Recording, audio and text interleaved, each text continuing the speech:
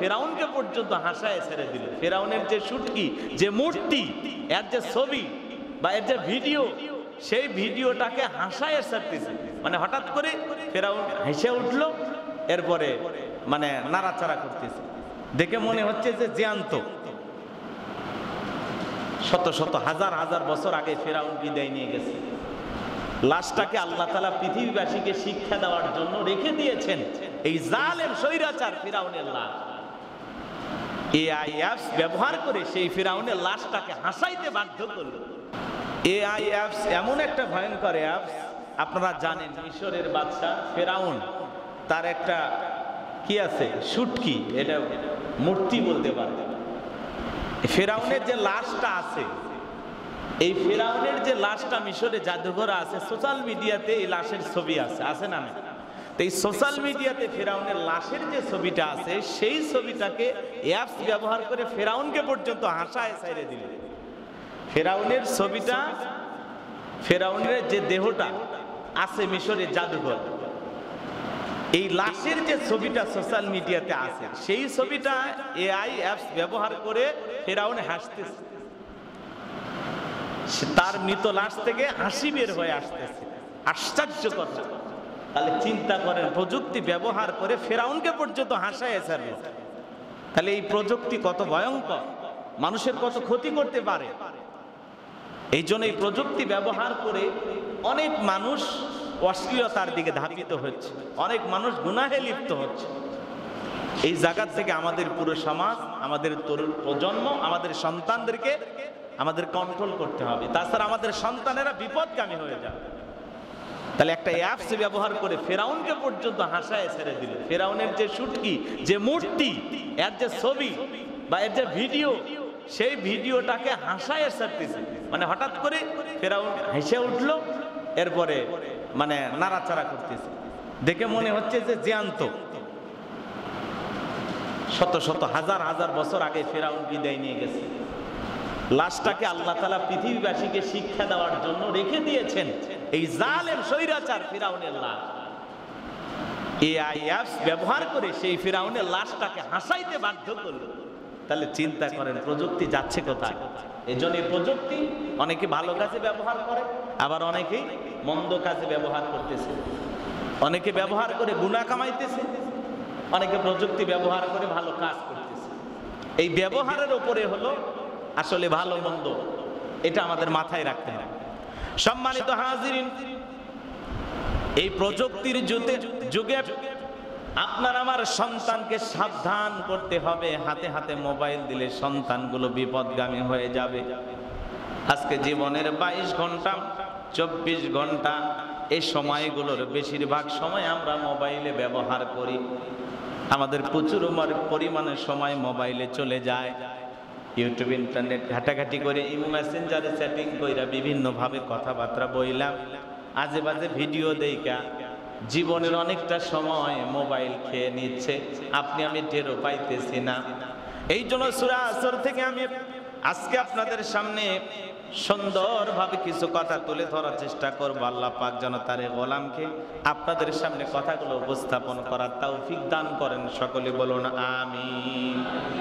পবিত্র কুরআনুল কারীমের 103 নম্বর সূরা, সূরাটির নাম আসর। মোট আয়াত আছে 3টি, রুকু আছে একটি। বিশ্ব নবীর মক্কার জিন্দেগিতে আল্লাহ রাব্বুল আলামিন এই সূরাটি নাজিল করেছেন। গভীর মনোযোগ দিয়ে কথাগুলো শোনার এবং বোঝার চেষ্টা করবেন। জীবনের সময়ের গুরুত্ব আছে, সময়ের যে কত দাম, কত অমূল্য, সেই কথা আল্লাহ রাব্বুল আলামিন এই সূরার ভিতরে তুলে ধরেছেন। জবান ছেড়ে সবাই আমার সঙ্গে তেলাওয়াত করুন। আউযু বিল্লাহি মিনাশ শাইতানির রাজীম। বিসমিল্লাহির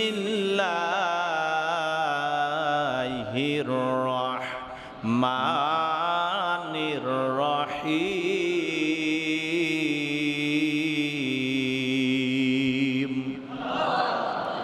বিতাড়িত মুর্দার শয়তানের কাছ থেকে আল্লাহ পাকের কাছে আশ্রয় প্রার্থনা চাচ্ছি। পরম করুণাময় অসীম দয়ালু আল্লাহ তাআলার নামে শুরু করছি। সূরার নাম আসর। আল্লাহ রাব্বুল আলামিন বলেন, ওয়াল আসরি ইন্নাল ইনসানা লাফি খুসর ইল্লাল্লাযীনা আমানু ওয়া আমিলুস সালিহাতি ওয়া তাওয়াসাউ বিল হক ওয়া তাওয়াসাউ বিস সাবর। আল্লাহ রাব্বুল আলামিন জানিয়ে দিলেন সময়ের কসম, মহাকালের কসম। আল্লাহ তাআলা প্রথমে কসম খাইলেন, আল্লাহ তাআলা কসম খাইলেন মহাকালের শপথ, সময়ের কসম খাইলেন। এই সময়ের বড় দাম। এই সূরা থেকে যদি আপনি আমি শিক্ষা গ্রহণ করতে চাই, খেয়াল করা লাগবে আল্লাহ রাব্বুল আলামিন বলেন ওয়ালা আসর, আসরের কসম, মহাকালের শপথ। আল্লাহ রাব্বুল আলামিন কসম খাইলেন, শপথ করলেন, আল্লাহর কসম। বলেন গুরুত্ব আছে না নাই? আল্লাহ যদি কসম খান অবশ্যই তার গুরুত্ব আছে। আপনি আমি যখন কোনো বিষয় মানুষের সামনে প্রমাণ দিতে চাই, অনেক সময় কসম খাই, আল্লাহর কসম বলি না, কথাটাকে বিশ্বাস করানোর জন্য, বিশ্বাসটাকে মজবুত করানোর জন্য আমরা অনেক সময় কসম করি। আল্লাহর হস্তে ভাই আমি এই কাজ করি না, কসম খাই কিনা বলেন? আমরা অনেক ক্ষেত্রে কসম খাই, কিন্তু মনে রাখবেন আল্লাহর নামে ছাড়া আর কোনো কিছুর নামে কসম করা বৈধ নয়। শুধুমাত্র আল্লাহর নামে কসম করা কি বৈধ, কিন্তু যেটা সঠিক সেই ক্ষেত্রে আপনি কসম করতে পারেন। খুব চিন্তা ভাবনা করুন। আপনি যখন তখন কসম খাইবেন, অনেক সময় মসজিদে এসে কসম কাটে। হ্যাঁ আছে না? কথা বলেন না, কসম কাটে কিনা বলেন? কসম করে বলেন, এই যে মসজিদ শুয়ে বলতেছি কসম, আছে না? অনেক সময় মা বাবার মাথায় হাত দিয়ে কসম কাটে, সন্তানের মাথায় হাত দিয়ে কসম কাটে। এগুলো সম্পূর্ণ হারাম, গুনাহের কাজ। এগুলো থেকে বিরত হতে হবে। যুবক যারা আছে বান্ধবীর মাথায় হাত দিয়ে কসম কাটে, প্রেমিকার মাথায় হাত দিয়ে কসম কাটে, বলতেছে আমি তোমারই বিবাহ করব। আস্তাগফিরুল্লাহ, নাউযুবিল্লাহ। এই সমাজে এগুলো হয় কিনা বলেন? এগুলো কসম করা সম্পূর্ণ হারাম, গুনাহের কাজ। আল্লাহর নামে ছাড়া কারো নামে কসম করা কি নাই বৈধ নয়। সম্মানিত হাজিরিন, সে আল্লাহ রাব্বুল আলামিন কসম করে বললেন, খুব গুরুত্ব সহকারে কথাগুলো বোঝা লাগবে। সময়ের বড় দাম, সময়ের বড় দাম। বিশ্বনবী মুহাম্মদ রাসূলুল্লাহ সাল্লাল্লাহু আলাইহি সাল্লাম বলেছেন, মানুষ দুইটা ব্যাপারে উদাসীন। একটা হলো মানুষ যখন সুস্থ থাকে, এ ব্যাপারে মানুষ উদাসীন। মানুষ যখন সুস্থতা থাকে সে সময়ের কদর করে না। সুস্থতাতে আল্লাহ তাআলার একটা নিয়ামত, গনিমত, আল্লাহর বিশেষ একটা নিয়ামত। এই গুরুত্ব মানুষ বোঝে না। সুস্থ থেকে আপনি ইবাদত করতে যে মজা পাবেন, সুস্থ থাকলে আপনি হেঁটে হেঁটে মসজিদে আসতে পারবেন, সুস্থ থাকলে হেঁটে হেঁটে হাটে যাইতে পারবেন, বাজারে যাইতে পারবেন, মাঠে জমিতে কাজ করতে পারবেন, ব্যবসা প্রতিষ্ঠানে যাইতে পারবেন। এই সুস্থতা আল্লাহর কত বড় নিয়ামত। যখন দেখা যায় প্রচন্ড জ্বর এসেছে, মনে চাইতেছে মসজিদে যায়, এমন জ্বরের অবস্থা, জ্বরের কারণে আপনি মাথায় তুলতে পারতেছেন না, মসজিদে আসতেও পারলেন না। এজন্য সময় থাকতে সময়ের গুরুত্ব দিতে হবে। সুস্থতা যখন আল্লাহ তাআলা আপনাকে দান করবেন, সুস্থতার সময় বেশি বেশি করে ইবাদত করতে হবে। বলুন সুবহানাল্লাহ। জান্নাতীরা যখন জান্নাতে যাবে, জান্নাতের ভিতরে তারা একে অপরের সাথে গল্প করবে। গল্প করতে করতে তারা একটা বিষয়ে সবচাইতে বেশি আফসোস করবেন। একজন আরেকজনকে বলবেন, ভাই দুনিয়ায় হেলাই খেলাই সময়টা নষ্ট না করে যদি ওই সময় বেশি বেশি আল্লাহর জিকির করতে পারতাম, বেশি বেশি আল্লাহ তাআলার ইবাদত করতে পারতাম, আমি যখন সুস্থ ছিলাম ওই সময় যদি আমি অবহেলা অলসতা না করে সঠিক সময়ে গিয়ে যদি আমি ইবাদতগুলো করতে পারতাম, তাহলে আজকে জান্নাতে আমার অবস্থানটা আরো উঁচুতে হইতো, আরো বেশি মর্যাদার আসনে বসতে পারতাম। চিৎকার মেরে বলুন সুবহানাল্লাহ।